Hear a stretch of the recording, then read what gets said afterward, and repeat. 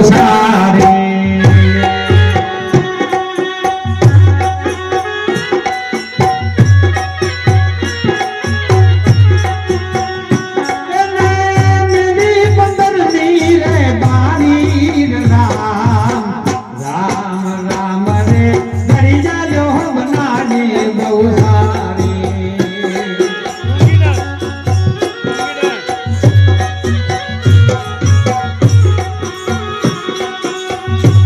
घड़ियाल ने मोहम सोहम से पोता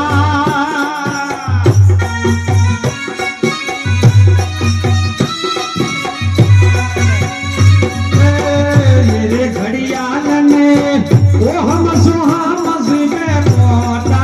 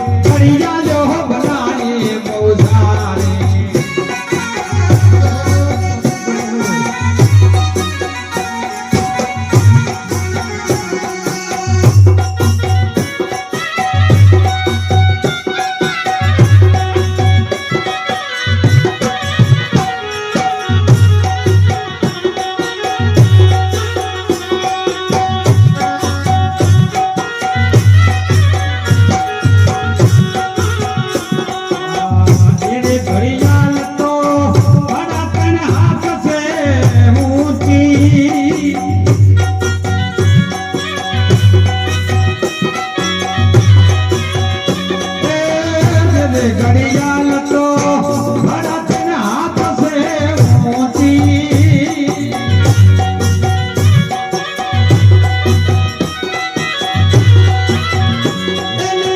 मरमन ऊंची से गुरु की नाले राम नाम रे घड़ियालो बनानी मौसारे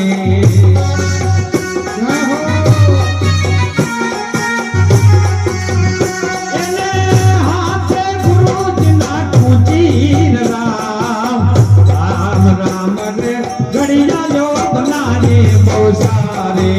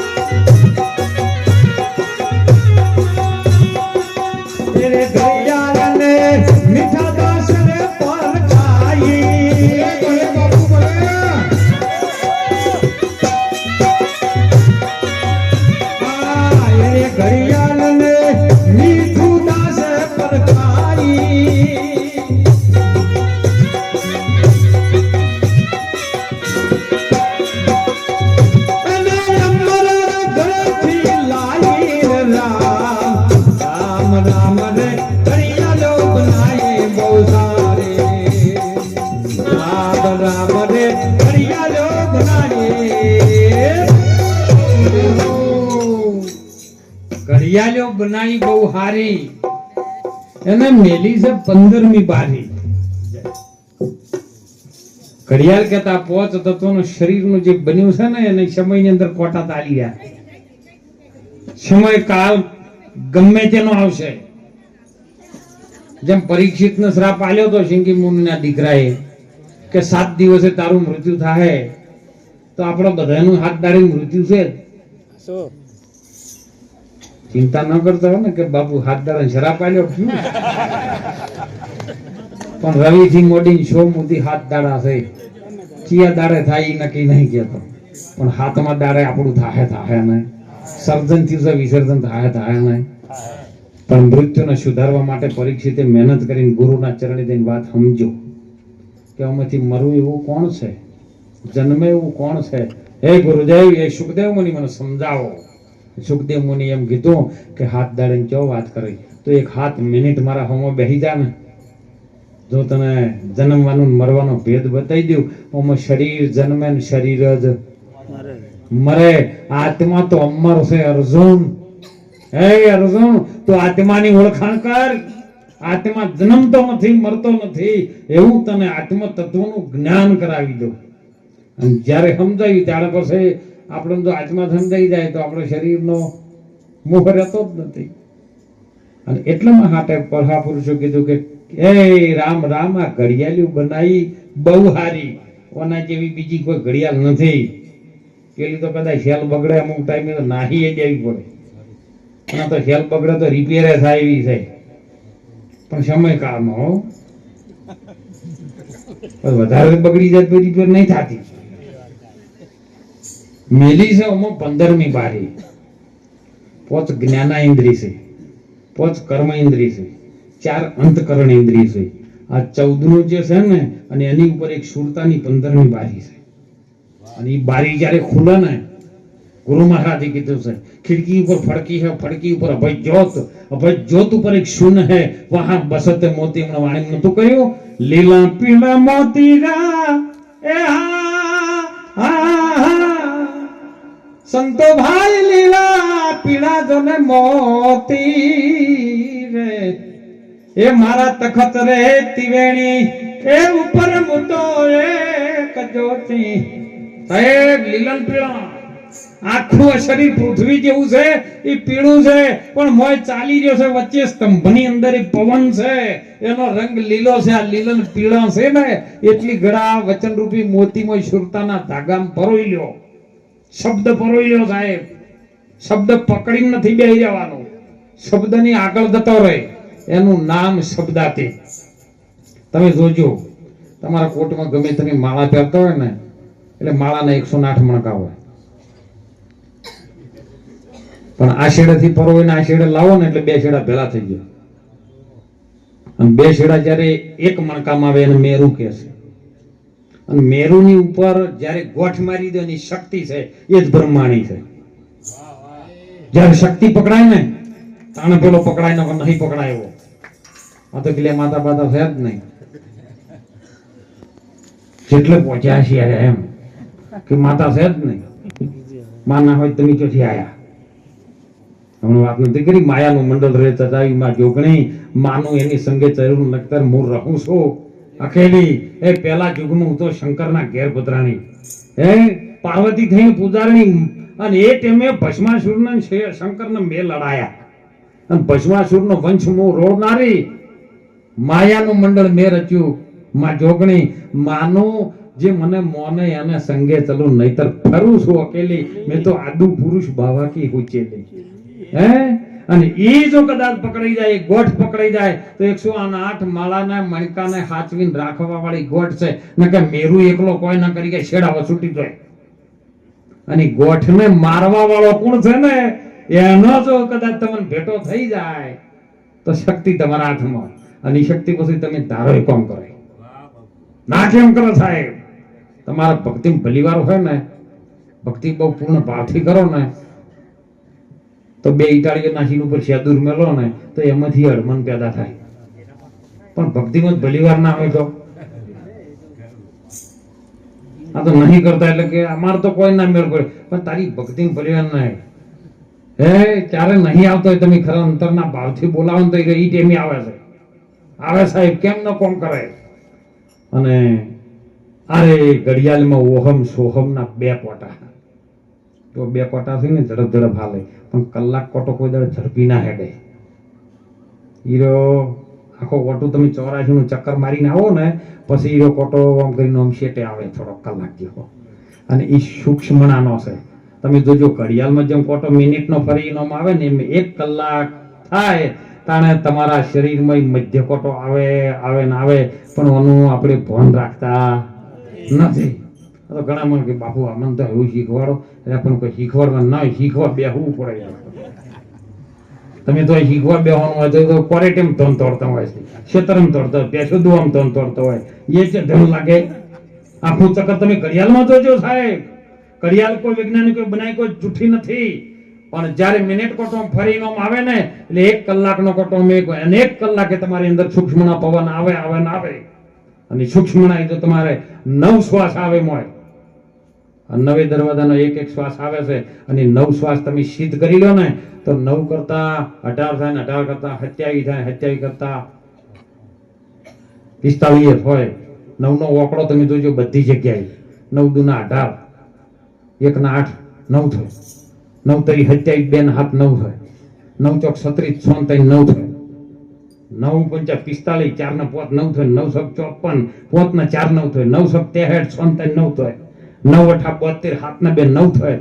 9 9 81, 8 ના 1, 9 થાય. અને 9 દા 90 પાછળ મેડું આવી જાય સાહેબ. જોથી શરૂઆત થી પાછળ આવી જાય ને એટલે સમજો પછી 90 આવી પછી કોઈ નહીં કેવું. એક જ સરવાળો 9 શ્વાસ 1 કલાકે તમારી અંદર આવે આવે ને આવે. કોઈ પણ હોય, નરનો દેહ હોય કે નારીનું શરીર હોય, પણ એની અંદર 9 શ્વાસ એવા આવે છે. અને એમ તમે ગુરુ મહારાજની શુરતા કદાચ સિદ્ધ કરી લો ને તો પછી 63 માં વધે, 81 માં વધે, પછી જેટલા વધારવા એટલા વધે. અને જ્યારે 600 શ્વાસ તમે સિદ્ધ કરી લો ને ત્યારે તો તમારી કુંડળી જ ખુલે છે સાહેબ. અને કુંડળી ખુલ્યા પછી તમારે 3 ચક્ર, રાજસી ચક્ર, તામસી ચક્ર અને સત્વગુણી ચક્ર જ્યારે વ્યાધો ને તાર ઉપર સુરતા ચડે 4 ચક્રમાં. અને પછી આજ્ઞા ચક્ર જ્યારે તમારી સુરતા આવે ને પછી તો આની અગર પર એક છે હીરો રમતા રામા, નિશ્ચિંત દીખો નેણમાં તો સદગુરુ ઉપાસે. તમારી હોમે ઉપાસે, તમારી ભીતર ઉપાસે. એ જ કામ કરે છે, એ જ નોમે ચલાવે, નોમ જ ચલાવે, નોમ જ બોલે, અને નોમે તમારું કોમ થાય. તમારો વ્યવહાર સાચો થઈ ગયો ને એક વખત તમે ઓછી કોક જો ડીસામાં અમુક દુકાન છે મારું નોમ લેજો, કોમ થઈ જાય. બોલો શું કર્યું? આ વ્યવહાર છે. અને વ્યવહાર તમારો સિદ્ધ કરેલો તમે સારો રાખ્યો તમારા નોમે કોમ થાય છે. અને એટલા માટે ઓહમ સોહમના 2 કોટા ને 21,000 ફરે છે 600 વટા. 24 કલાકમાં 21,600 વટા ઉમતી આવી જતા રહે છે, કાળના મુખમાં જાય છે. એટલા માટે સંતોએ કીધું શ્વાસે શ્વાસેથી સમરણ કરી લો. ખાલી શ્વાસ મત ખોય ન જાને શ્વાસ કો फिर आवन હોય કે कहता हूँ कहत बजावत ढोल एक श्वास आके मूल में जाता है तीनों लोक का मोल. કબીરે કીધું સાહેબ 3 લોકનો મોલ એક શ્વાસ તમારો ખોટો જાય ને તો એમાં 3 લોક જતા રહેશે.